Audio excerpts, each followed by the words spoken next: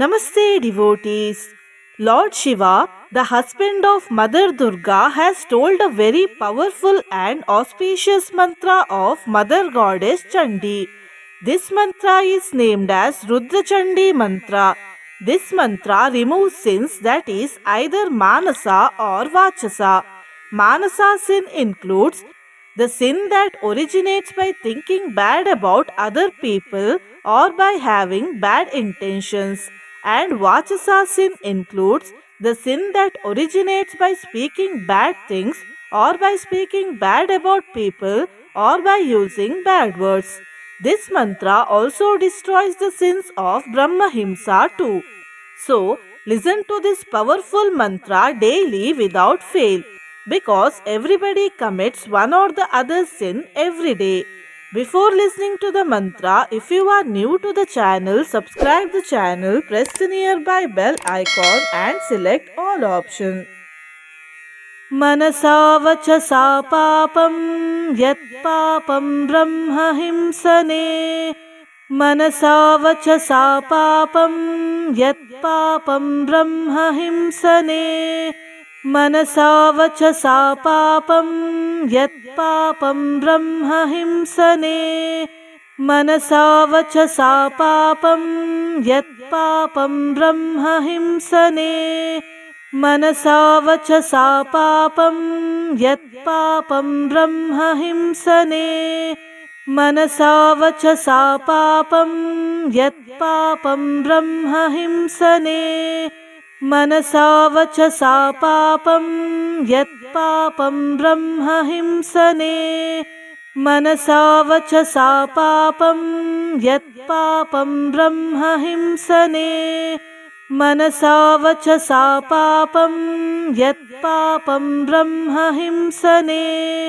मनसा वचसा पापं यत् पापं ब्रह्महिंसने मनसा वचसा पापं यत् पापं ब्रह्महिंसने मनसा वचसा पापं यत् पापं ब्रह्महिंसने मनसा वचसा पापं यत् पापं ब्रह्महिंसने मनसा वचसा पापं यत् पापं ब्रह्महिंसने मनसा वचसा पापं यत् पापं ब्रह्महिंसने मनसा वचसा पापं यत् पापं ब्रह्महिंसने मनसा वचसा पापं यत् पापं ब्रह्महिंसने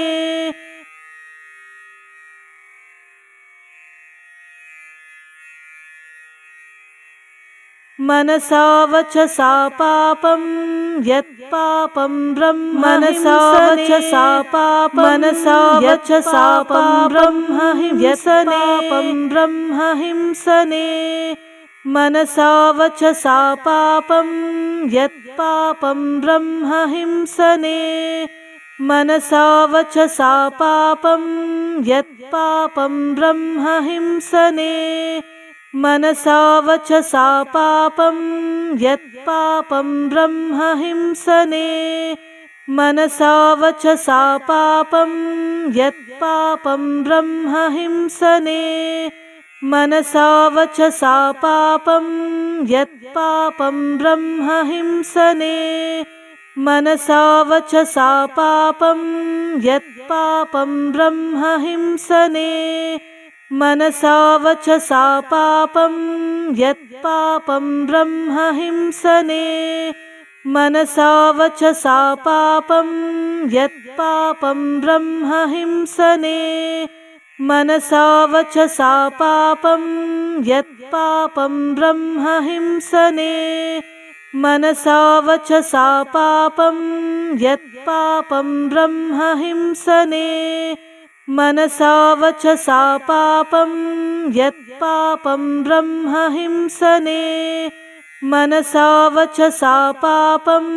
यत् पापं ब्रह्महिंसने मनसा वचसा पापं यत् पापं ब्रह्महिंसने